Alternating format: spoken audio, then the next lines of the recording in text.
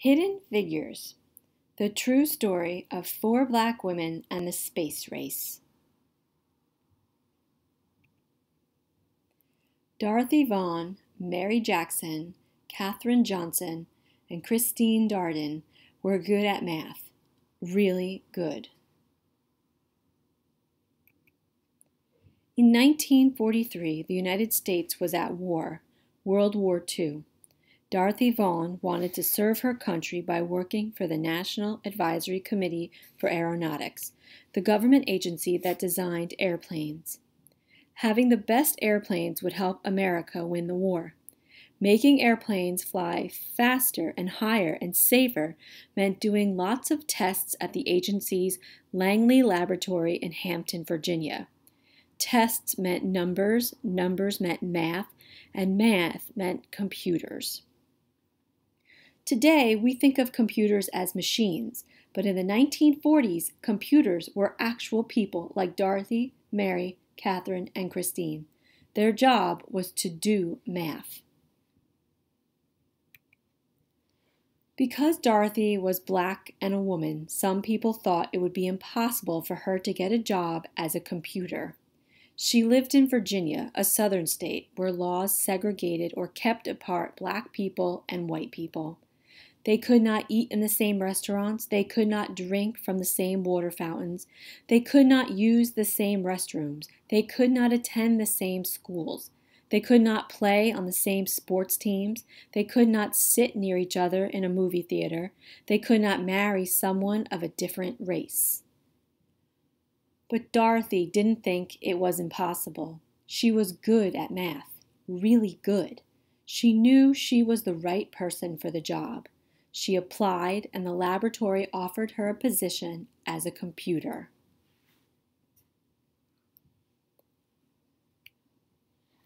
At work, blacks and whites were kept apart. The white computers worked in one building, and Dorothy and the other black computers worked in a different building, in their separate office. Even though they worked on the same kinds of assignments, the black computers and the white computers used separate bathrooms and ate in separate lunchrooms. America won the war in 1945, but Dorothy stayed on the job, still trying to make airplanes faster and safer. By 1951, the Americans and the Russians were competing to see who could build the best planes. That meant more experiments and more numbers. Lots and lots of numbers. And more numbers meant the need for more computers. That's when Mary Jackson got a job as a computer at Langley. She worked in a group that tested model airplanes in wind tunnels. A wind tunnel was a machine like a huge metal box with a powerful fan attached. Mary put model airplanes in the wind tunnel and blasted them with air from the fan. This experiment helped her group improve their designs on the models before building full-sized airplanes. Mary wanted to become an engineer, but officials said it was impossible. Most of the engineers at the laboratory were men, and to become an engineer, Mary needed to take high-level math classes, but she wasn't allowed to go inside the white school where the classes were taught. But Mary was good at math, really good, and she refused to give up. She got permission to enter the school building and take the math classes, and she earned good grades. Because she didn't give up, Mary Jackson became the first African-American female engineer at the laboratory. Katherine Johnson was good at math and always asked lots of questions. In 1953, she applied to the laboratory for a computer job and was placed on a team that tested actual planes while they were flying in the air. Their research was used to figure out ways to prevent future plane crashes. In one of her first projects, she learned how to analyze turbulence or dangerous gusts of air. No one knows how many lives her work may have helped save. Catherine wanted to help the group prepare its research reports, so she asked if she could go to meetings with the other experts on her team. Her boss told her it was impossible. Women aren't allowed to attend meetings, he said, but Catherine knew she was as good at math as anyone else, maybe better, so she asked him again and again and again. Catherine asked her boss so many times that he finally invited her to the meeting.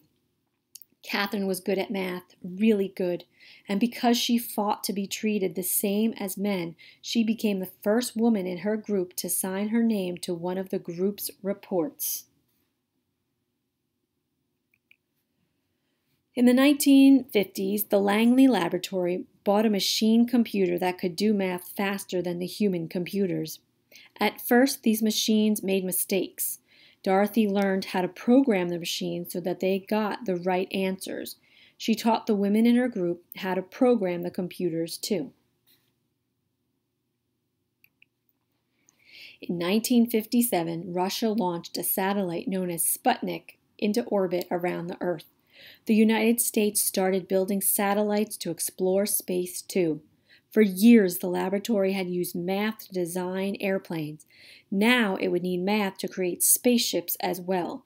The government decided to change the agency's name from the National Advisory Committee for Aeronautics to the National Aeronautics and Space Administration, otherwise known as NASA.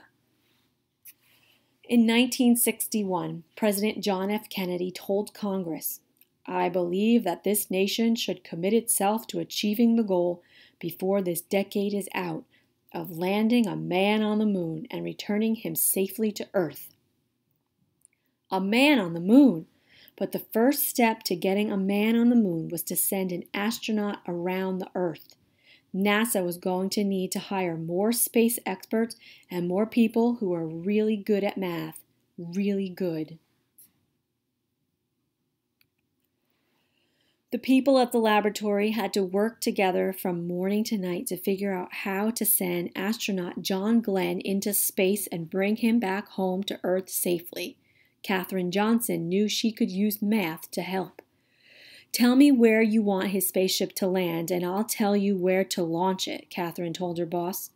Katherine helped calculate the trajectories or pathways that rockets traveled through space. She had to plan Glenn's exact route to take off in Florida to splash down in the Atlantic Ocean. There was no room for error. No one was better than Katherine at solving these tricky math problems. Days before his mission, John Glenn wanted Katherine to double-check the machine computer's trajectory calculations to make sure it hadn't made any mistakes. When Katherine said the numbers were correct, Glenn was ready to go. On February 20th, 1962, Glenn blasted off into space, circled the Earth, and made his way home safely. Meanwhile, laws began to change so that black and white students could go to school together. Blacks fought for the right to sit beside whites on buses and to drink from the same water fountains. At the laboratory, black and white computers started working together in the same offices, eating at the same lunch tables and using the same bathrooms. Black and white moviegoers could sit next to each other in the same theater. Across the country, people started to think about ways to bring equality to all Americans. Christine Darden was good at math and she loved electronic computers. She started working at Langley in 1967. Christine wanted to become an engineer, and thanks to Dorothy, Mary, and Katherine, she knew it was possible. Eventually, she became an engineer for supersonic airplanes, planes flying faster than the speed of sound. But her first job was to help with NASA's mission to the moon. The people at the laboratory prepared for years to send astronauts to the moon, about 238,900 miles away from the Earth. Finally, on July 20th, 1969, the world watched as the three men arrived at the moon in their Apollo 11 spacecraft. "That's one small step for man, one giant leap for mankind," said astronaut Neil Armstrong when he stepped onto the dusty surface. But it was also a giant leap for Dorothy, Mary, Catherine, Christine, and all the other computers and engineers who had worked at the laboratory over the years. The moon landing was a success from takeoff to splashdown, but there was no time to rest. Once NASA landed astronauts on the moon, the people at the laboratory began dreaming of sending humans to other planets, such as Mars or Jupiter or Saturn. They started to imagine hyper-fast space planes that could travel around the Earth at 7 times the speed of sound.